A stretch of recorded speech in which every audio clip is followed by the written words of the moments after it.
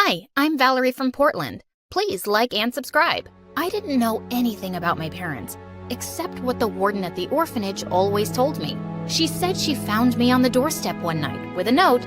This is our 12th daughter, and she's a weak little thing. Take good care of her because we don't wanna. Growing up, I felt angry that my parents had abandoned me because I was weak. And so I decided I'd be the strongest girl ever. I loved running and swimming and could easily beat the older girls.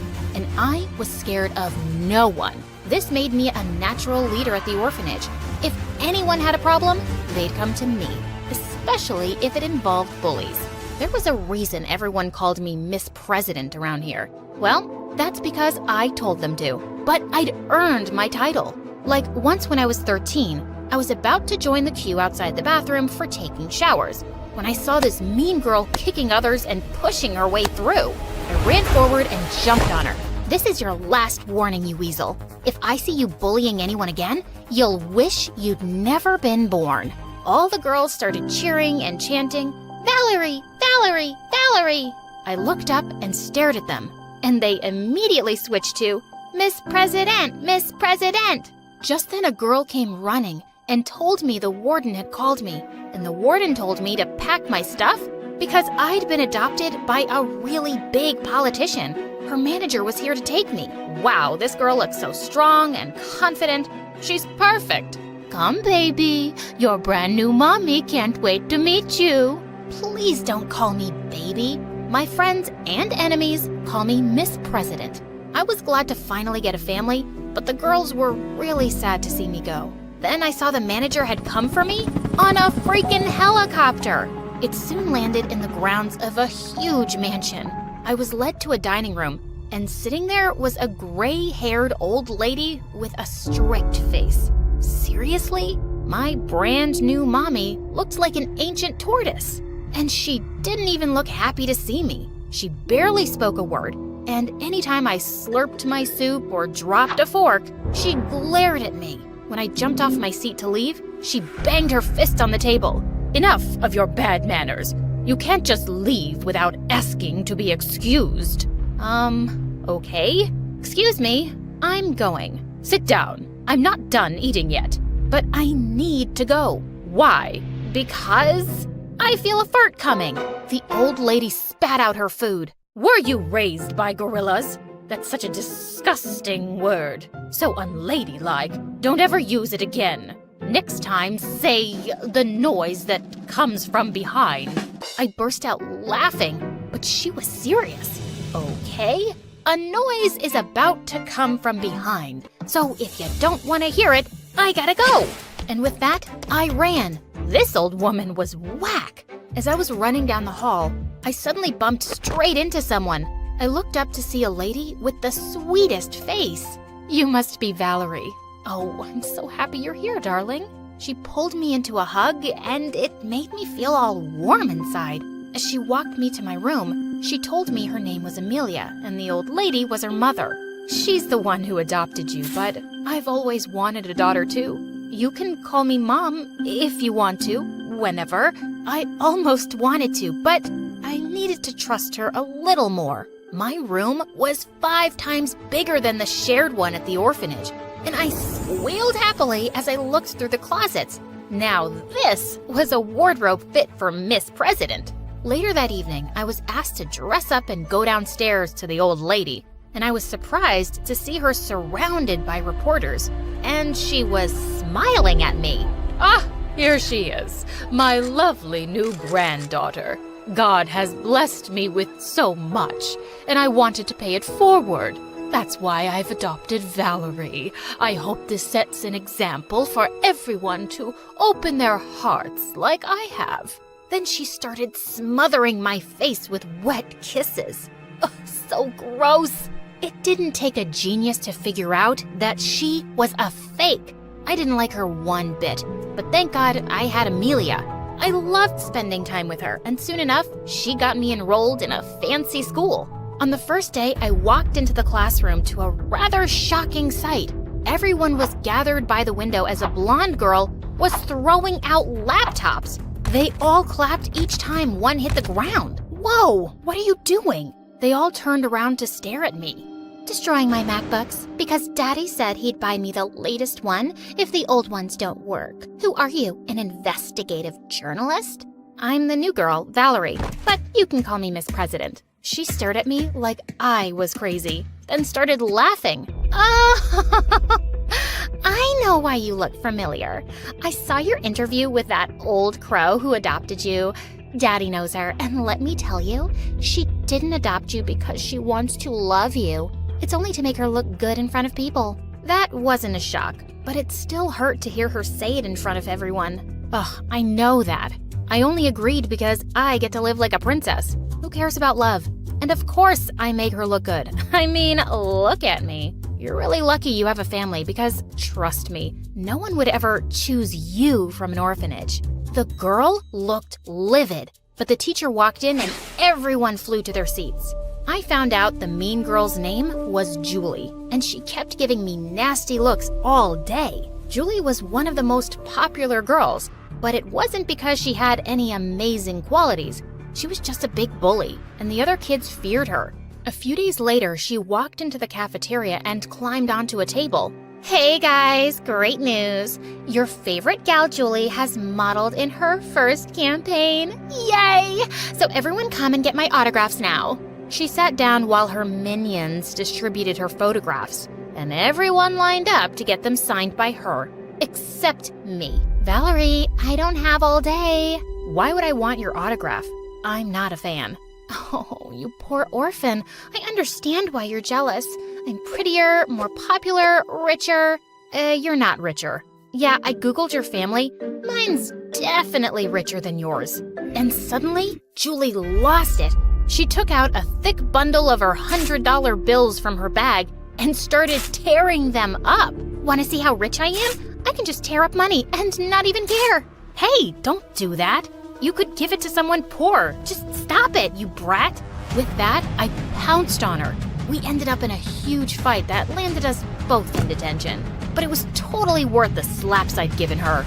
A few days later, we had a field trip by a lake, and suddenly we heard someone screaming. One of the girls was in the lake, struggling to stay afloat. Without a second thought, I jumped in and got her out of there safely in minutes. Oh my God, I slipped into the water and I can't swim. You saved my life, Valerie! By the time we got back to school, the news had reached the principal and she praised me. She even called fake grandma to tell her I'd be getting a medal for bravery. And when I got home, fake grandma hugged me like I was her favorite person. Oh, Valerie, how lucky that girl fell in the lake. You and I will do a lovely photo shoot once you get your medal and some interviews. Let's hope more kids at school keep having accidents so you can keep playing the hero.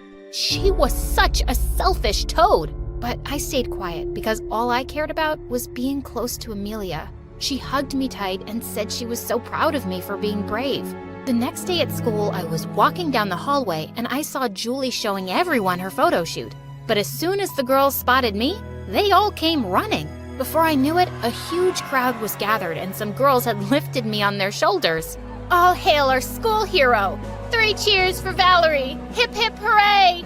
Could you change that to Miss President? 3 cheers for Miss President! Hip hip hooray! And just like that, I'd replaced Julie as the most popular girl in school.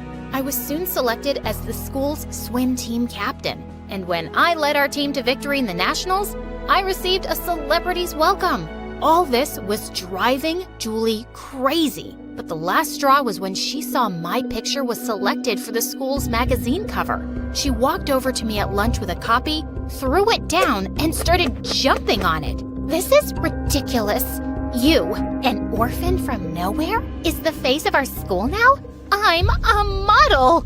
I didn't put my face on that magazine, Julie. The people have spoken. The people are morons. I don't know what they see in you, witch. She leapt forward to attack me, but suddenly the others held her back. You think we're morons? Thanks for clearing that up, Julie. You're a jerk, and we've never liked you. We've had enough. They picked her up and threw her in the large garbage bin outside. It was epic. But when I got home, my mood quickly turned sour when I found fake grandma shouting at Amelia. Why did you tell my cook that she could take a week off, and you gave her money without my permission? Mama, she's worked with us since forever, and she's really sick. She's probably lying. Even the servants know you're a stupid, weak fool who'll believe their fake stories. I'd heard enough. Stop shouting at Mom. Being kind isn't a weakness, and you're such a hypocrite. You pretend to be nice for the cameras, but you don't care about anyone. How dare you talk to me like this? Have you forgotten where you came from? I can send you packing this minute. But you won't, because you need me to win the elections. Yeah, I know your polls have gone up since I arrived. If you misbehave with Mom again, I'll stop doing all the shoots and interviews. You got me? Fake Grandma looked like she was about to explode, but she stormed off. Amelia sat down and I wiped her tears. I'm so sorry she treats you this way. Please don't cry. Oh, Valerie, that's not why I'm crying. I'm just so touched that you stood up for me and you called me Mom. And I realized I finally had. I've wanted to since the first day. You are my mom, and I'm so lucky. A few weeks later, fake Grandma had planned a huge party for some important guests. I knew she just wanted to parade me around as her charity case, but I didn't care. I'd never been to a party, so I was looking forward to it. I managed to escape her for a while, and as I was eating in a corner, a boy approached me. Valerie, right? Been seeing your face all over the news lately, and I gotta say, it's a really pretty one. I was gonna tell him to buzz off when suddenly I spotted Julie and her dad among the guests, and she was glaring at me with murder in her eyes. Maybe she liked this boy. So I pulled him close and kissed him. When we broke apart, Julie had marched over to us. How dare you kiss my boyfriend? Your boyfriend? He didn't mention you when he was flirting with me. And he really enjoyed that kiss. You should kick his butt, Julie. I'm gonna kill you! And she jumped on me. But I was much stronger, and I had her pinned on the ground in seconds. Daddy! Help! Her dad completely lost it when he saw us. He started screaming at fake Grandma that he was pulling out all his money and support from her campaign. He stormed off with Julie, and the old woman grabbed my arm and dragged me to the other room. What have you done? Why must you always act like a savage from some jungle? If Julie's dad doesn't support me, I'm ruined. Go beg him for forgiveness. Fix this. I'm doing nothing of the sort. I have my pride. You'll do it, or you'll leave my house immediately. Then I'll leave your house immediately. And I'm going with Valerie. I'm not living here without her. You want to run after this filthy orphan? Fine. But you won't ever get a single penny from me, you hear? And don't you ever show your face here again. Don't worry, Mama. I won't. Enjoy your house and your money. Mom and I packed our bags and left for good. I'm so happy you came, Mom, but I'm sorry you're poor now because of me. Oh, Valerie, we aren't poor. I've been saving for years. We're not as rich as Mama, but we'll be very comfortable. I stared at her in shock. I don't understand. If you had money, why didn't you leave that awful place before? Sweetheart, she's bullied me since I was a kid. I was always afraid of her and could never stand up for myself. But you, Valerie, you just amaze me. You're the bravest person I've ever met. My life changed the day you came into it, and I'm stronger now because of you. I flung my arms around her, and I'm so much happier now because of you. I love you, Mom.